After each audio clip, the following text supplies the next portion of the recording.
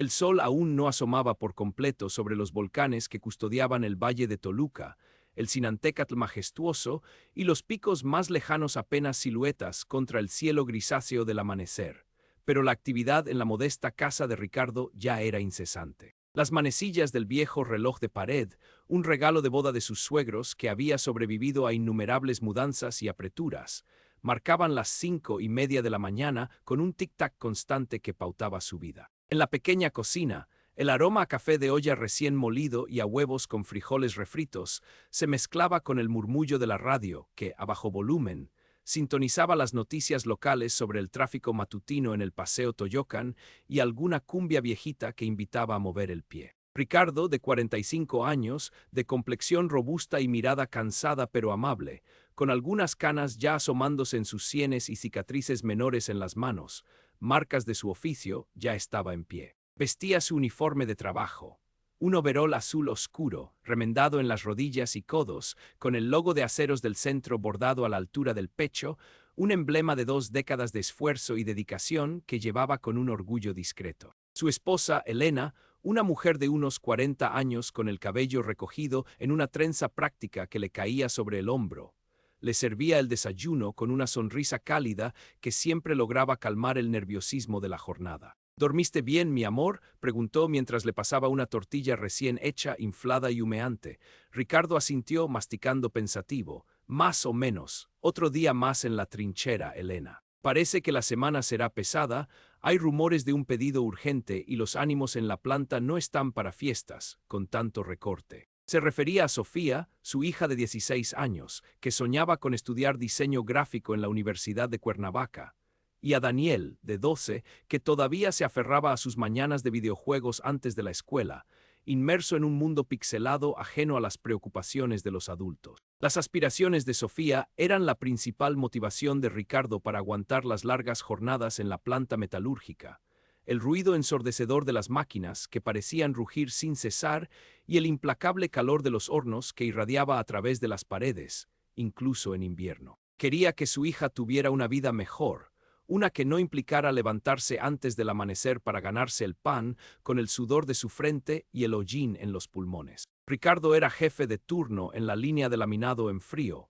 una posición de responsabilidad que había ganado con años de experiencia, una paciencia infinita y un impecable historial de eficiencia y seguridad. En Aceros del Centro, una de las fábricas más antiguas y hasta hacía poco respetadas de la ciudad industrial de Toluca, era conocido por su meticulosidad, por su capacidad para solucionar problemas complejos y por su buen trato con los compañeros. Miguel, su mano derecha, un hombre de su misma edad con un humor contagioso y amigo de toda la vida desde que ambos entraron como aprendices, y Lupita, una operadora joven pero muy hábil, con una velocidad asombrosa para calibrar las máquinas, formaban parte de su equipo. Compartían más que turnos y la rutina agotadora, compartían los sueños y las preocupaciones de la clase trabajadora mexicana. Pagar la renta, mandar a los hijos a la escuela, alcanzar a fin de mes con algo de dignidad y, si se podía, un gustito. El ambiente, a pesar del cansancio, solía ser de camaradería, un refugio donde las bromas y los chismorreos alivianaban la carga. Después de un desayuno rápido y un beso en la frente de Elena, Ricardo tomó su mochila, donde guardaba su termo de café, su torta de milanesa y una naranja, y salió a la calle aún oscura. El aire frío y húmedo de Toluca, a principios de octubre de 2012, calaba hasta los huesos, el aliento se transformaba en pequeñas nubes de vapor. El autobús que lo llevaba a la zona industrial pasaba puntual, su motor diésel rugiendo al acercarse. Dentro un mosaico de rostros somnolientos, algunos con la mirada perdida en el vacío, otros cabeceando al ritmo del traqueteo, todos en ruta hacia sus respectivas fábricas y oficinas, confirmaban la rutina diaria de la ciudad. Ricardo miró por la ventana el paisaje urbano que poco a poco se iba iluminando, los primeros rayos de sol tiñendo de naranja los edificios grises y las lomas, deseando que ese día transcurriera sin incidentes mayores. La empresa había pasado por tiempos difíciles desde que don Eugenio había tomado las riendas, con recortes de personal, menos inversión en mantenimiento y una presión constante por aumentar la producción a expensas de la calidad. Y el ambiente estaba tenso, como una cuerda a punto de romperse en cualquier momento. Esa mañana, sin embargo, la tensión se palpaba no solo en el ambiente, sino en cada poro de la estructura de aceros del centro. Un pedido importante de una armadora automotriz de Puebla para la producción de chasis de alta resistencia había sido rechazado categóricamente. El informe del cliente era devastador. Defectos críticos en el lote de láminas de acero, microfisuras imperceptibles a simple vista, pero que comprometían la integridad estructural y la seguridad de los vehículos. El cliente no solo canceló el pedido, que representaba una ganancia considerable y la esperanza de muchos bonos de productividad, sino que amenazó con una penalización millonaria por incumplimiento de contrato y la rescisión total de futuras colaboraciones. La noticia corrió como pólvora, creando un ambiente de zozobra entre los empleados que veían sus empleos pendiendo de un hilo.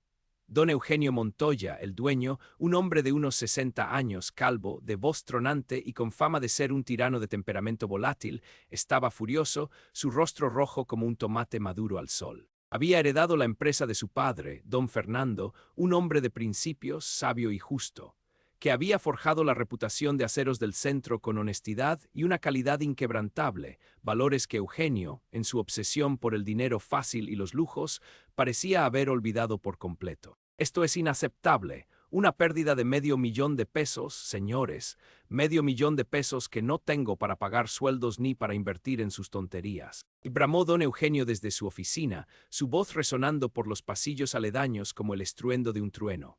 Ricardo había sido llamado, junto con Miguel y Lupita, a una improvisada reunión en la sala de juntas, una sala normalmente fría y formal, ahora convertida en un ring de boxeo verbal donde las palabras eran golpes. El encargado de recursos humanos, el contador de la empresa y Octavio, sobrino de don Eugenio y recientemente nombrado jefe de control de calidad, estaban presentes. Octavio, un joven inexperto de veintitantos, con aires de superioridad que no le correspondían y una evidente falta de compromiso, mantenía la mirada baja, su nerviosismo evidente en el golpeteo de su pie contra el suelo. ¿Quién es el responsable aquí de esta catástrofe que hunde mi empresa?, exigió don Eugenio, golpeando la mesa de caoba con el puño cerrado, haciendo temblar los vasos de agua y los papeles. Sus ojos, inyectados en sangre, se posaron en Ricardo, como si buscase en él una confirmación de su propia sentencia, un chivo expiatorio perfecto. Ricardo, intentando mantener la calma que la situación exigía y la dignidad que su experiencia le otorgaba, dio un paso al frente. Don Eugenio, permítame explicar. Mi equipo y yo revisamos la partida de acero que nos llegó el martes pasado, el lote número 327. Todo estaba en orden en la línea de laminado. Las especificaciones de grosor y templado se cumplieron a cabalidad, como siempre lo hemos hecho. El problema, según nuestro análisis y los reportes de producción, vino de la materia prima en sí, no de nuestro proceso posterior. Miguel asintió con vehemencia, sus manos apretando los puños a los costados. Así es, patrón. Nosotros tenemos los registros exactos de nuestros equipos y de la salida del material. La maquinaria funcionó perfecto, sin variaciones. No hubo fallas en nuestro turno ni en el anterior. Es imposible que las microfisuras se generaran en la fase de laminado, porque ese tipo de defecto viene desde la fundición del material.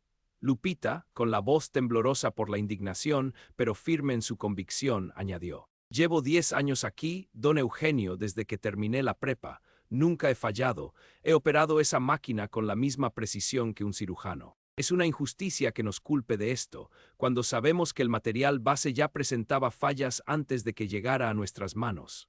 Don Eugenio, sin embargo, no estaba interesado en escuchar ninguna explicación lógica o argumento basado en la experiencia. Su rostro se puso morado, una vena palpitaba visiblemente en su frente. No me venga con excusas, Ricardo, usted es el jefe de turno. Usted es el responsable último de lo que sale de su línea. Si el material base venía mal, era su responsabilidad detectarlo antes de procesarlo. Para eso se paga a la gente. Miguel, Lupita, ustedes dos también. Estoy harto de la incompetencia, harto de que me cueste dinero y me arruine la reputación. Estoy harto de la gente que no sabe hacer su trabajo y me hunde la empresa. Están despedidos, los tres, ahora mismo. Recojan sus cosas y salgan por esa puerta. Un escalofrío de incredulidad y miedo recorrió la sala. Los demás presentes se mantuvieron en un silencio sepulcral, la cabeza gacha, evitando el contacto visual, como si la ira de don Eugenio fuera una plaga contagiosa. Octavio, el sobrino, seguía con la mirada perdida en sus zapatos, sin atreverse a levantarla, un velo de sudor en su frente. Y no esperen liquidación completa, la empresa está en números rojos por su culpa. Continuó don Eugenio, su voz subiendo de tono hasta convertirse en un grito amenazante que rasgó el aire. Les daré lo mínimo que la ley exige y nada más. Y si intentan algo legal, si se atreven a protestar en un juzgado, sus expedientes irán manchados para siempre.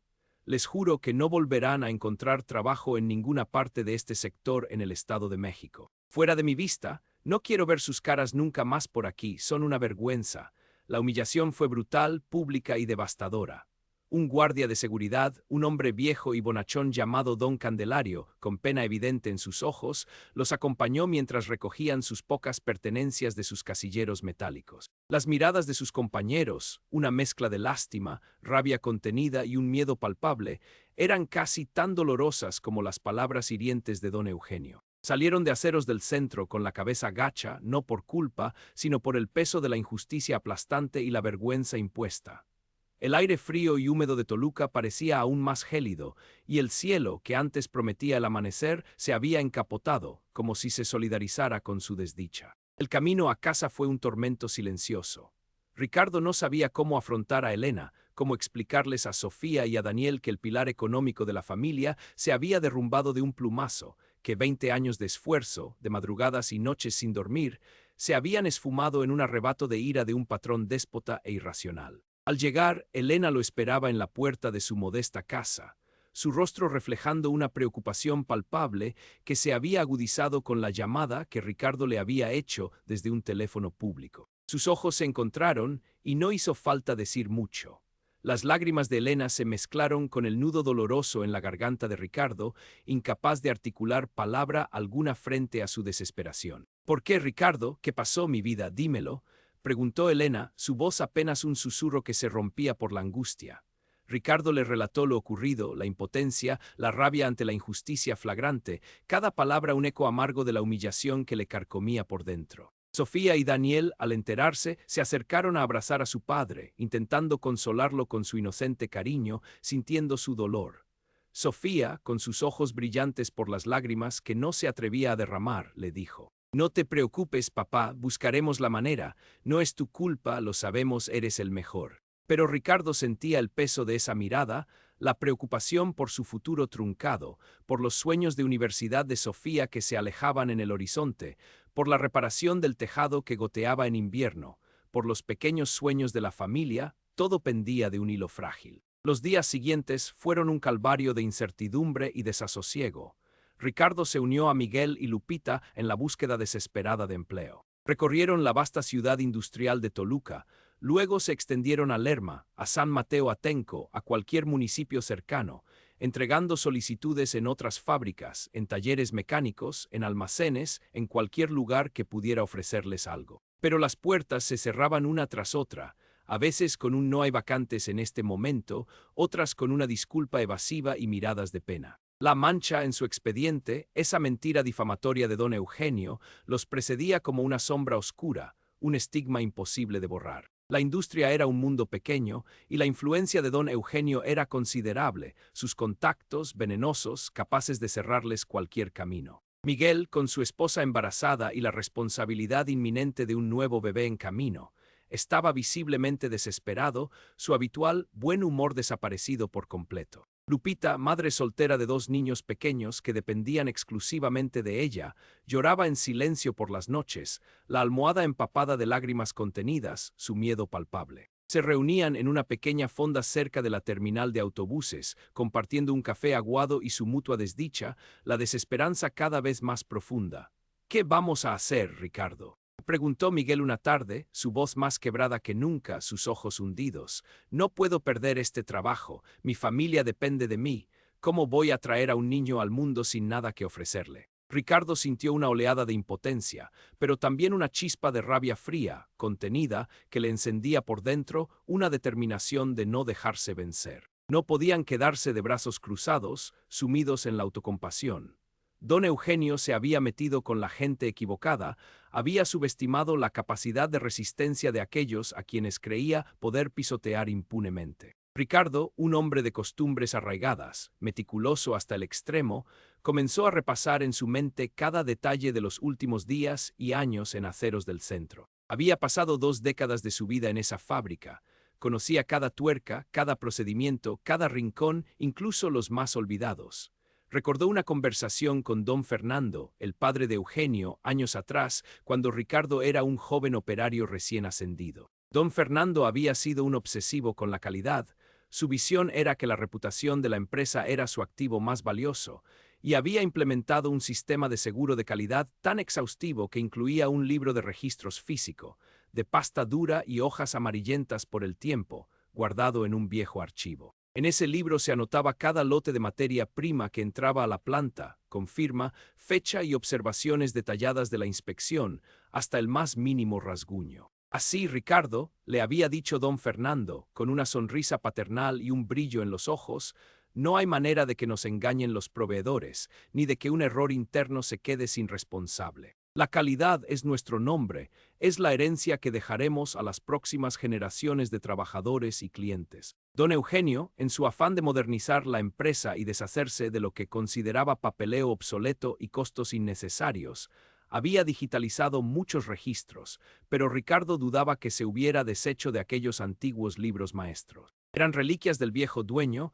y Eugenio era demasiado orgulloso para admitir que algo de su padre pudiera ser útil, pero quizá no lo había destruido por completo, sino que simplemente lo había relegado al olvido en algún rincón oscuro de la planta, lejos de su vista, un monumento polvoriento a una ética que ya no existía. La pieza clave de todo el rompecabezas, pensó Ricardo con una claridad repentina que le iluminó la mente, era el encargado de control de calidad, Octavio. Su ineptitud, su pereza y su irresponsabilidad eran bien conocidas entre todos los trabajadores de la planta, aunque nadie se atrevía a decírselo a don Eugenio por miedo a las represalias. Siempre llegaba tarde, pasaba más tiempo pegado al celular jugando o revisando sus redes sociales que en la inspección de los materiales, y su trato con los proveedores era negligente, a veces sospechosamente complaciente, como si hubiera algo turbio detrás, alguna ventaja personal. Ricardo sospechaba que Octavio había omitido la inspección del lote de acero defectuoso, o la había hecho de manera tan superficial que cualquier ojo inexperto lo habría notado. Y que don Eugenio, al darse cuenta del error monumental de su sobrino, y para evitar un escándalo familiar que afectara su imagen y una demanda con el proveedor, había optado por encubrirlo, usando a los 3 empleados leales como chivos expiatorios perfectos. El plan comenzó a gestarse en la mente de Ricardo con una frialdad y una precisión que sorprendían incluso a él mismo. No sería una confrontación directa, una pelea a gritos que solo llevaría a más humillación y una derrota segura, sino una venganza silenciosa, inteligente y calculada. Necesitaba pruebas irrefutables, un arma que don Eugenio no pudiera refutar ni manipular con sus mentiras. Habló con Miguel, que era un verdadero as de la informática y un detective nato cuando se lo proponía, y con Lupita, que tenía una memoria prodigiosa para los detalles y conocía los entresijos de la burocracia interna y los chismorreos de los pasillos, las verdades que se susurraban a escondidas. Juntos formarían un pequeño equipo de investigación clandestina. Miguel comenzó a rastrear los contratos de proveedores de aceros del centro, buscando anomalías en las fechas de entrega, en las cláusulas de calidad, en los precios, usando su ingenio para acceder a información pública y semipública. Lupita, discretamente, se mantuvo en contacto con algunos compañeros que aún trabajaban en la planta, pidiendo pequeños favores, obteniendo información sobre los horarios de Octavio, sus movimientos y los de don Eugenio. Los chismorreos inocentes, bien interpretados, a veces revelan más que los informes oficiales. Ricardo, por su parte, se dedicó a revisar viejos planos de la fábrica que había guardado por pura nostalgia y un apego sentimental a su historia. Localizó el antiguo archivo, un cuarto oscuro, polvoriento y casi olvidado, en un ala remota de la planta, cerca de la bodega de herramientas en desuso y de una puerta de emergencia que nadie utilizaba. Recordó que la puerta tenía una chapa defectuosa que casi nadie se molestaba en cerrar bien, pues consideraban el lugar inútil y sin valor. Pero entrar era riesgoso, una invasión, incluso si era justificada. Necesitaban un aliado, alguien que conociera los puntos ciegos de la seguridad de la fábrica y los horarios menos vigilados, alguien con un sentido de la lealtad más fuerte que el miedo. Y entonces Ricardo recordó a Don Chui, el viejo guardia de seguridad del turno nocturno, un hombre ya anciano que había servido a don Fernando con lealtad inquebrantable durante décadas y que ahora, bajo la gerencia de Eugenio, se sentía infravalorado, maltratado y a punto de jubilarse sin pena ni gloria. Ricardo sabía que su lealtad a la vieja guardia, a los principios de don Fernando, era más fuerte que su temor a don Eugenio y a las represalias. Ricardo se acercó a don Chui de la manera más natural y respetuosa posible. Lo visitó en su casa en San Mateo Atenco una tarde, pretextando que quería despedirse antes de su jubilación. Conversaron largamente sobre los viejos tiempos, sobre don Fernando, sobre la ética de trabajo y el respeto por los empleados que se había perdido bajo la nueva dirección, un tema que afligía a ambos. Ricardo le contó su versión de los hechos, no con rencor ni sed de venganza explícita, sino con la profunda tristeza de quien ha sido injustamente traicionado y despojado de su dignidad. Don Chui escuchó con atención, su rostro surcado por profundas arrugas y sus ojos velados por la melancolía y la indignación. Este Eugenio no es como su padre, murmuró don Chui, negando con la cabeza un gesto de desaprobación. Quiere todo a su modo, rápido y sin miramientos. No se da cuenta que la calidad es lo que nos hizo grandes, lo que hizo que la gente confiara en Aceros del Centro. Ahora solo le importa el billete rápido, no le importan las personas ni la calidad de lo que hacemos. Ricardo, con tacto y una astucia que nunca antes había explotado, deslizó una pregunta. Recuerdo que don Fernando tenía un sistema de registros muy particular para los materiales, ¿verdad? Esos libros viejos, los llamaba la memoria de la empresa, aún estarán por ahí. Pensé que Eugenio los habría quemado ya. Don Chui sonrió con melancolía, un brillo fugaz en sus ojos. Ah, sí, la Biblia de don Fernando, le decíamos. Eugenio intentó tirarlos una vez, cuando llegó con sus ideas de modernidad, pero no se atrevió. Supongo que por el respeto al viejo, o por pura superstición. Los mandó a la bodega del fondo, donde nadie entra, cerca de la salida de emergencia de la línea 4, por donde antes se sacaban los desechos especiales. La chapa de esa puerta siempre ha fallado, ¿sabe? Una vez un camión la golpeó y desde entonces a veces hasta se queda sin seguro, con lo abandonado que está ese rincón, nadie se preocupa por arreglarla. La información era de oro puro, invaluable. No era un plan para irrumpir como delincuentes, sino para aprovechar un descuido, una negligencia que reflejaba la propia desidia de don Eugenio por las tradiciones de su padre y por la seguridad básica de su propia planta. Ricardo agradeció a don Chui con un abrazo sincero, sintiendo una renovada esperanza que lo impulsaba hacia adelante. Una noche, aprovechando un turno nocturno con pocos operarios y una vigilancia notoriamente relajada, Miguel había verificado los horarios de los guardias a través de un contacto en el departamento de limpieza, quien le había comentado que don Chui era el único que hacía bien su trabajo, pero que se iba a las 3 a.m., dejando un vacío en la vigilancia. Ricardo puso en marcha la siguiente fase de su plan meticuloso. Se dirigió a la fábrica bajo la apariencia de un paseante, un ex empleado que simplemente quería dar una última vuelta por el barrio y recordar viejos tiempos. Se acercó al ala trasera, el rincón olvidado, y como don Chui había insinuado, la puerta del antiguo archivo estaba mal cerrada, apenas apoyada sobre el marco, casi abierta por la humedad y el desuso. No tuvo que forzar nada ni usar trucos. Se deslizó por la rendija, el corazón latiéndole desbocado en el pecho.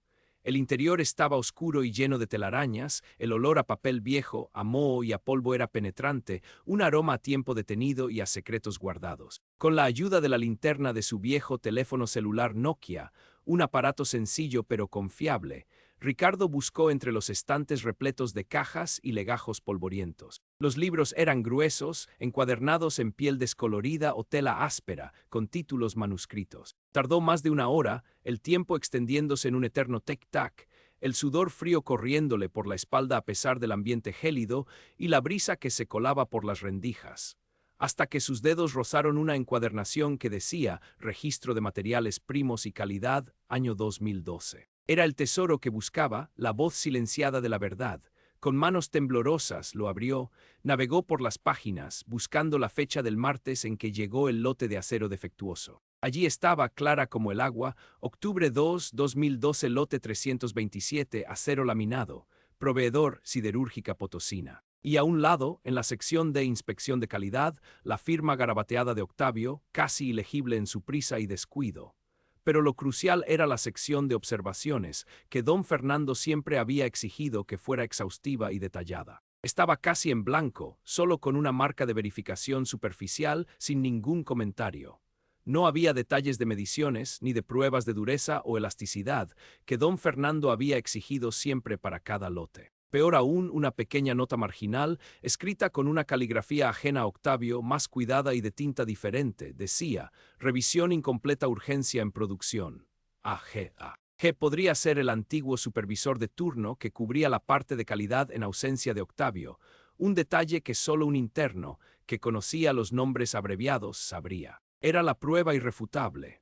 Octavio había omitido la inspección detallada o la había hecho de manera tan deficiente que no registró nada significativo, mintiendo en el proceso. Y alguien más, un subalterno o un colega con más conciencia, había notado la prisa o la negligencia, dejando una nota que ahora se revelaba como una confesión silenciosa de la verdad. Ricardo tomó varias fotografías claras con su teléfono, asegurándose de captar la fecha, el lote, el nombre del proveedor, la firma de Octavio y la crucial nota marginal. Luego, con el mismo sigilo con el que había entrado, volvió a dejar el libro en su lugar, cerró el archivo sin hacer ruido y salió de la fábrica, cerrando la puerta con cuidado. La frialdad del amanecer se sentía diferente ahora.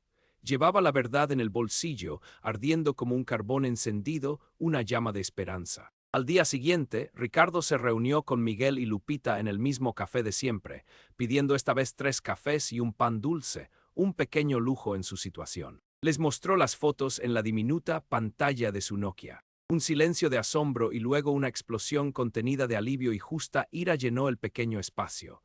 Lo sabía, exclamó Miguel, golpeando la mesa suavemente con el puño. Ese Octavio es un bueno para nada, siempre lo fue.